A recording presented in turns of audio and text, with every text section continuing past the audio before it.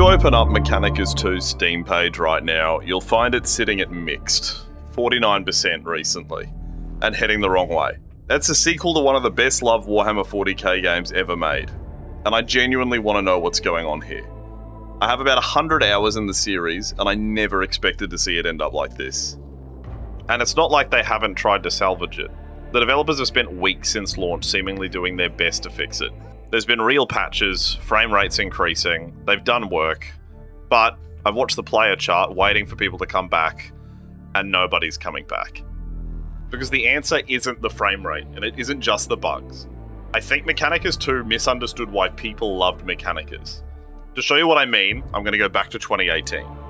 Warhammer 40k Mechanicus was a little turn-based tactics game from Bulwark Studios, a tiny French team published by Casado. It sold at half the price of a AAA game, and on paper, nothing about it should have mattered.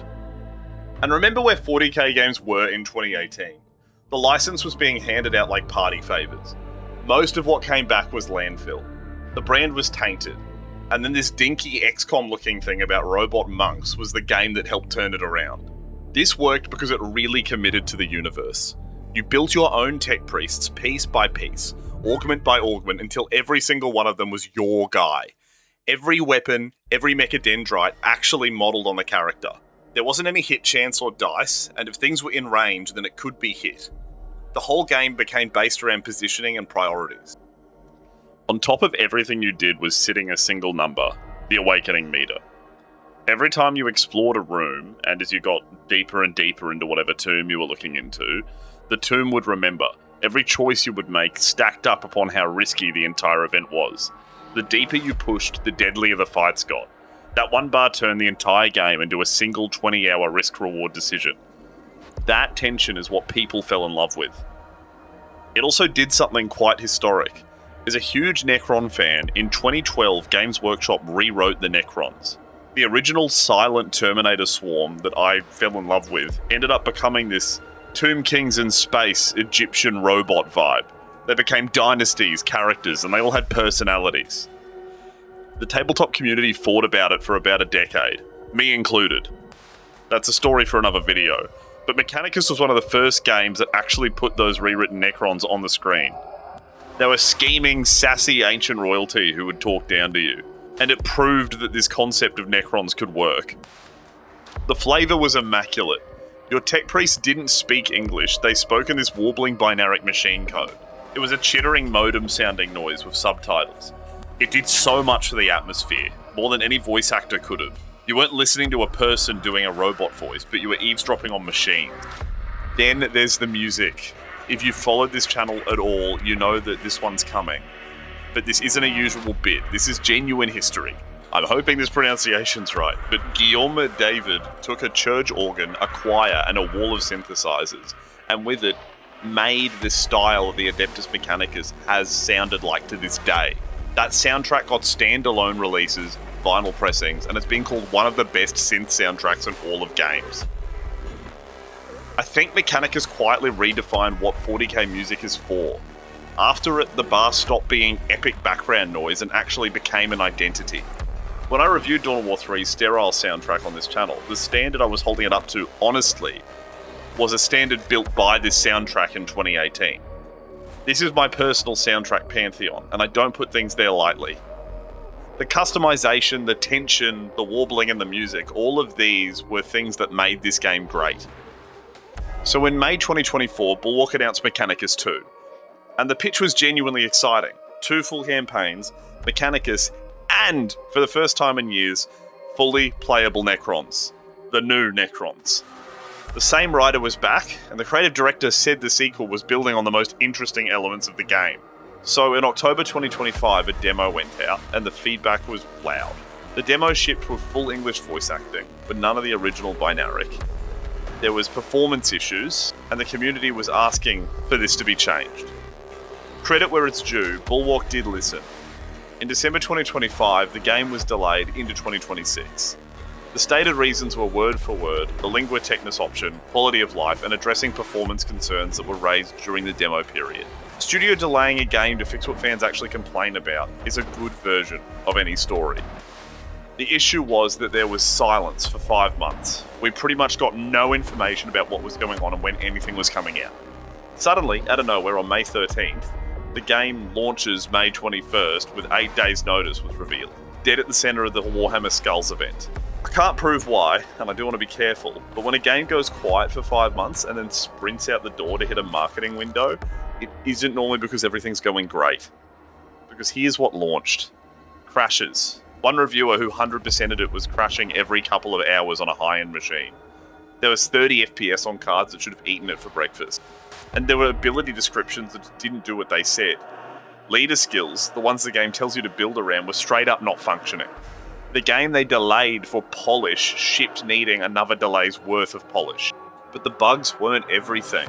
A lot of the feedback that they got was that they wanted these key things to come into this game that were just stripped out. The mission choice was heavily reduced, the route planning was gone, customization was linked to predefined builds. The whole system was gone. You had 5 preset heroes, the tomb crawling and route choices and the awakening meter were completely scratched. All of the missions are a corridor of fights on a fixed track now. I saw a review, I liked how it put it. It said in the first game, the priests were yours, and in this one, you were renting characters from the studio. Now, to be honest, because I put a lot of hours into this game, and I wouldn't have played that much of it if I hated it. The combat, when it worked, I thought was genuinely good. The missions chain 3 or 4 fights together, and your losses carry forward, so every skirmish becomes a resource decision. It plays a bit like chess, where losing a piece hurts for the next hour. The Necron campaign in particular is the best these guys have been in a strategy game. I thought the story, both of them, were proper. Ben Counter's a good writer, and I enjoyed that. It was the single most praised thing I saw in reviews, and rightly so. A big disappointment was the soundtrack. It was flat, ambient background music for a franchise this composer taught to sing. There were some good tracks found in there, but the mixing was really off. It was hard to actually hear what was going on unless you really tweaked with the audio settings. And even then, it was nothing like the first game. On the Steam store right now, there's also a DLC called In-Game Legacy Soundtrack for $4.50, which puts the first game's music into it. They know they're selling that thing that everyone misses, which I found a little bit rough. So we're right back where we started. On June 24, there was an engine upgrade. On July 1st, the frame rates are up 114%. These are the things the demo feedback asked for and what the delay was meant to have been for. The launch reviews screamed about this, so that's fixed, genuinely. And I hate to go on about player charts, but in May there's 1,700 average players, June 400, and then the month that all these fixes come in, 179. The curve hasn't even flinched at these patches. This game is holding about 5% of its launch peak. Now, fair's fair, turn-based games always bleed players. I'm not going to pretend that people don't finish the campaign and leave. That's normal. So I'm not going to stand here pretending the concurrent player graph is a morality play. Just look at the reviews instead. People wrote after both patches, 49% lower than launch. People in the reviews have been complaining, and the people who came back to check after these patches ended up leaving again after they fixed the frame rate. So can this game be saved? I'd like to think there's a case for hope. It is a real one. Bulwark has done this before. The first Mechanicus did not become a cult classic overnight. It grew. DLC, free missions, ports, and years of care. That small team and a long memory are the bones here. I think the combat, the Necrons, and the writing are worth saving. But a design patch will be a different beast to a performance patch. Negative reviews don't seem to be asking for frames, they're asking for agency. They want mission choice, builds that belong to you. A reason for the strategic map to exist. At the moment, a lot of those things are super arbitrary. If you fix some of these core things, it'll mean that admitting the design was wrong, which is an expansion's worth of humility from a team that already spent its delay. So my hope for this is that if Bulwark ships a real design patch with a little bit more choice and customization, I think a lot of people will come back, replay it, and review it fully. But until then, I don't know how much they're going to claw back. If you want a Necron power fantasy or a Mechanicus time, then when it's on sale, I think there's a real game in there. It's rough edges, but it's a lot of fun. But if what you loved was the first Mechanicus, the tension and the builds and the music, that's all been diminished a little. The first game is still there, and it's still a great time, and it's cheaper.